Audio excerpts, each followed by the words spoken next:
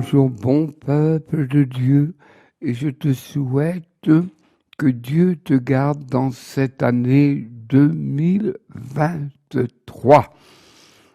Que vais-je raconter?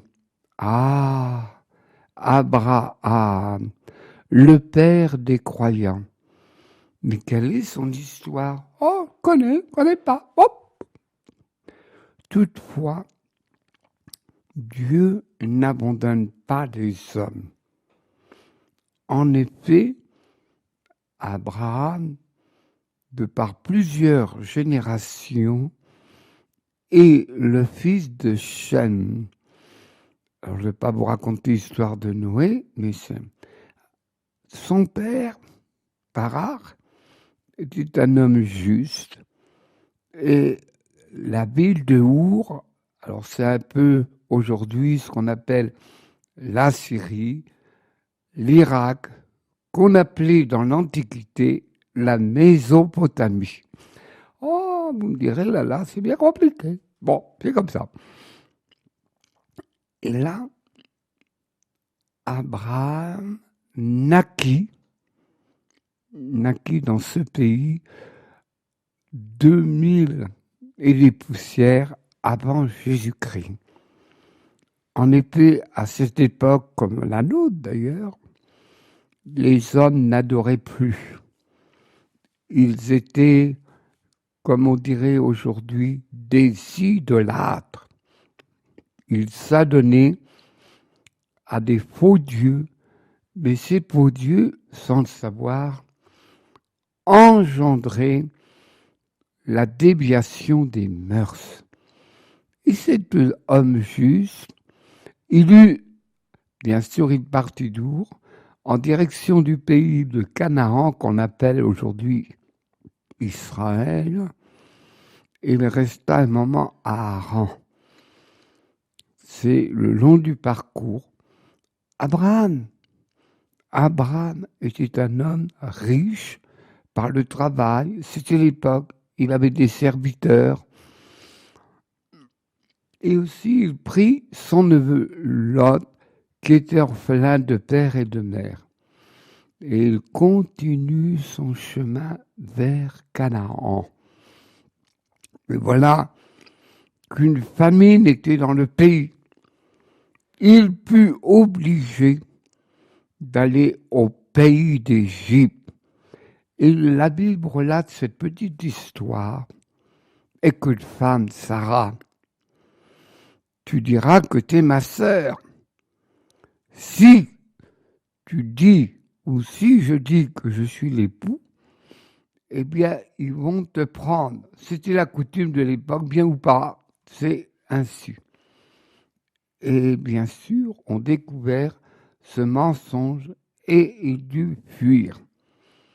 Mais Abraham, Dieu l'appela et lui dit, je te donnerai une descendante. Toutes les nations te honoreront. Et ta postérité sera grande. Mais déjà une épreuve terrible. Il était avancé en âge, autant Sarah, autant lui-même ne pouvait pas donner d'enfant. Pourquoi? Ils étaient trop vieux. Mais comme disent les chrétiens, à Dieu rien d'impossible. Et il n'avait pas d'enfant, il commençait à désespérer. Toutefois, c'était la coutume, ne soyez pas choqués. La femme du serviteur d'Abraham s'appelait Agar l'Égyptienne. Puisque tu ne peux pas avoir d'enfant de moi et de toi, unissez-vous avec Agar l'Égyptienne. Et quand elle eut cet enfant, elle l'appela Ismaël. elle. Mais elle provoquait Sarah. Ah, t'as vu, je suis féconde. Et toi, la vieille? Sarah était très vexée et son mari dut expédier hors de la tribu d'Abraham,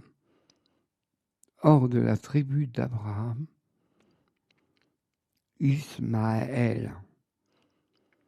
Ismaël, sa mère et lui-même devaient mourir dans le désert. Mais le ciel intervint et dit, par un ange, il le protégea, il trouva à boire dans un oasis et l'enfant fut vivant. C'est pourquoi nos frères musulmans se disent fils d'Abraham, qui naturellement est vrai, mais aussi Ismaël, c'est là où les frères musulmans se réfèrent à Ismaël, l'enfant. Toutefois, Abraham eut une visite imprévue. En effet, 3 hommes se présentèrent, ou on peut dire 3 anges, et dans ces pays d'Orient, on avait dans les mœurs, qui chez nous n'est pas pareil, d'accueillir ces 3 hommes. Vite, femme, préparons à manger le veau le plus tendre, et tu nous le feras cuire. Et elle était dans la tente, et ces 3 hommes, ou 3 anges comme selon les traductions, mais on peut dire que c'était des envoyés, et c'était même Dieu lui-même. Dans 1 an, tu auras un fils de ta chair. Sarah, qui était sous la tente, sourit. Elle dit, comment se fait-il, dans notre grande vieillesse, nous ne pouvons pas avoir d'enfants? Elle sourit. Et les 3, il les nourrit, les accueillit et tout. Cette image, ce passage sacré, a été fait par un artiste russe, l'icône de Roublov. Et même pendant la terrible révolution communiste, bolchevique, comme vous voulez, elle était mise dans un musée et les chrétiens la vénéraient. Maintenant, elle est vénérée par beaucoup de chrétiens orthodoxes, catholiques, et nous envoyons des copies. C'est pourquoi j'étais obligé de vous dire ce passage.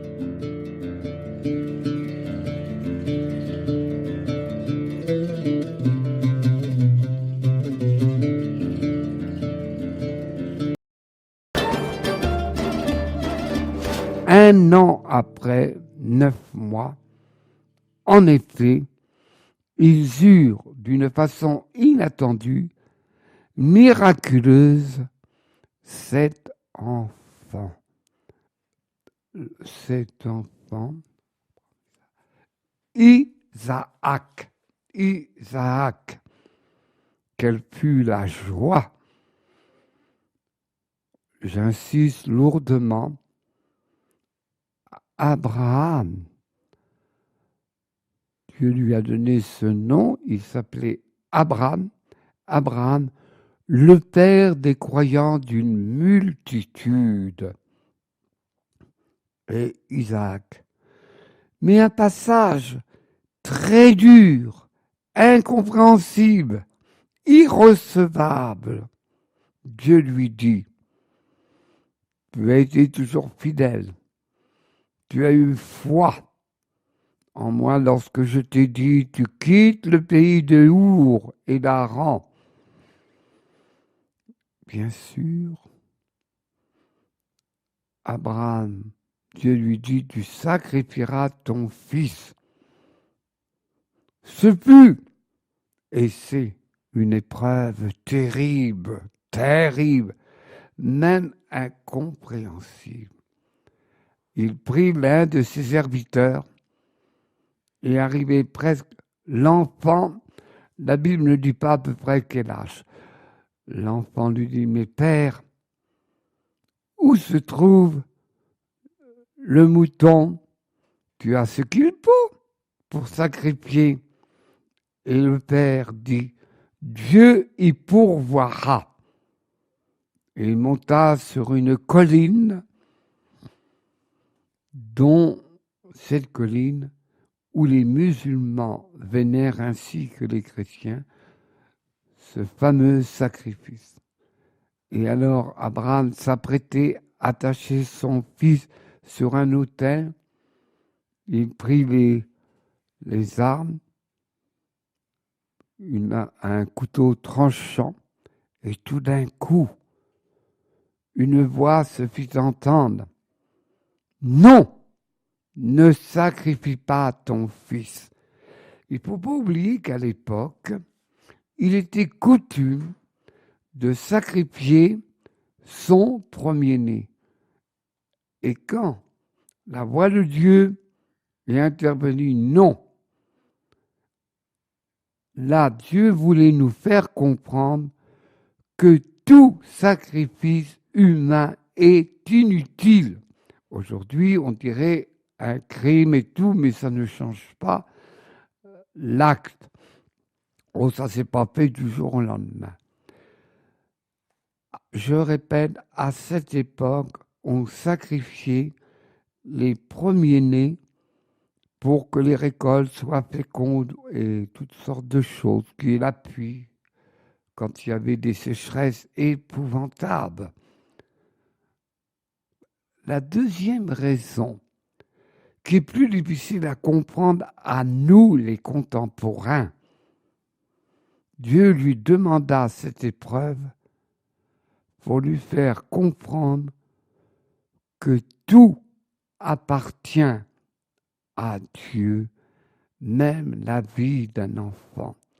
N'oubliez pas, bon peuple de Dieu, que chaque enfant, que plusieurs enfants, vous éduquez vers le bien, que Dieu vous a donné la possibilité d'être élever vos enfants, mais il ne vous appartient pas. Mais c'est pas possible. Et oui, il est une chose qu'il faut bien approfondir. Et là, bien sûr, Abraham trouva un bélier qui était pris dans les ronces et il le sacrifia. Aussi, la générosité d'Abraham était grande. Il dit à l'autre, écoute, nous sommes au sommet d'une montagne. Nos bergers se disputent. Je veux la paix entre nous, les frères, les cousins et les bergers. Alors tu choisiras toi-même. Si tu prends à gauche, je te le donnerai. Si tu prends à droite, tu le prendras. Mais là, c'était plutôt un homme habile, usé, un bon terrien, et il choisit les meilleures terres, c'est-à-dire la plaine du Jourdain. Et Abraham se contenta des mauvaises terres. C'est une des grandeurs d'Abraham.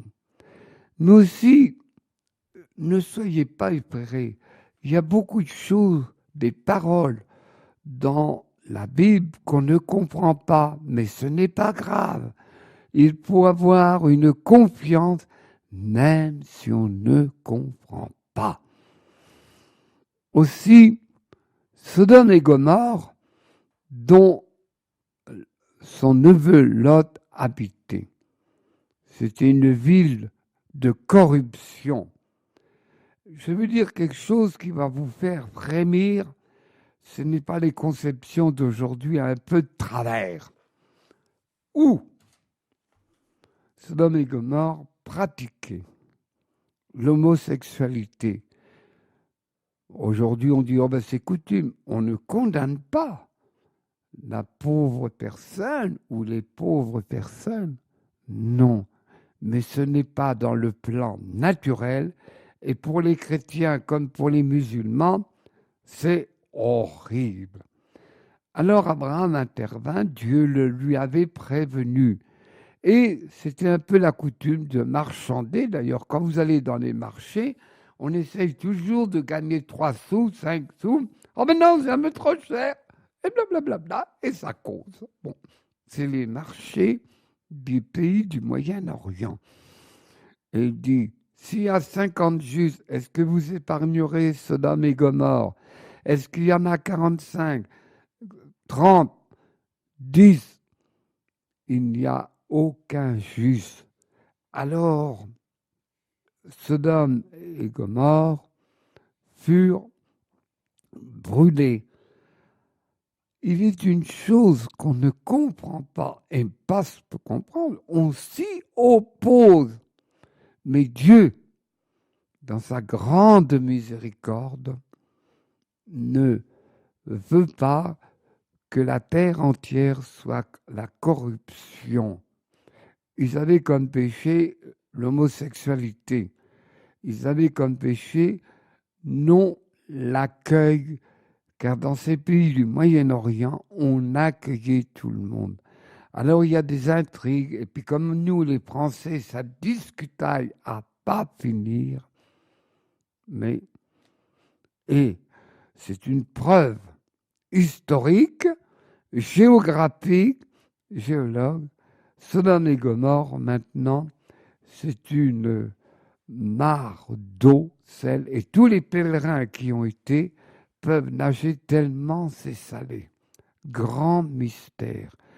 Mais n'oublions pas à cette épreuve que Dieu nous demande, et surtout à travers ce qu'on appelle le Nouveau Testament, l'Évangile, Dieu est miséricorde. Il nous demande qu'une chose qui n'est pas évidente, certes, se convertir, se retourner à Dieu et abandonner les mauvaises mœurs. Tout est là dans l'enseignement. Et bien sûr, Abraham, couvert d'années, fut enterré avec sa femme Sarah, qu'on appelle Macpéla, et Abraham, aujourd'hui, comme hier, on l'appelle le père des croyants. Qu'est-ce que ça veut dire? Toutes les générations, elles seront nombreuses comme les étoiles. Il ne faut pas le voir sur le plan physique humain, mais il faut le voir d'une façon spirituelle. Tous ceux qui veulent suivre Dieu, tous ceux qui veulent suivre Dieu.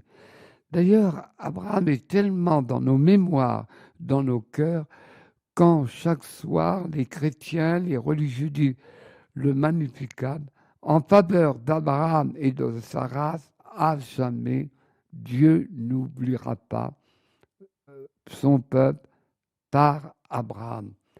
Et une femme admirable que tous les chrétiens, même nos frères musulmans, vénèrent, la Vierge Marie, a été comme Abraham, elle a eu confiance. Voilà, bon peuple de Dieu, encore une fois, que Dieu vous garde de tout pessimisme. Merci.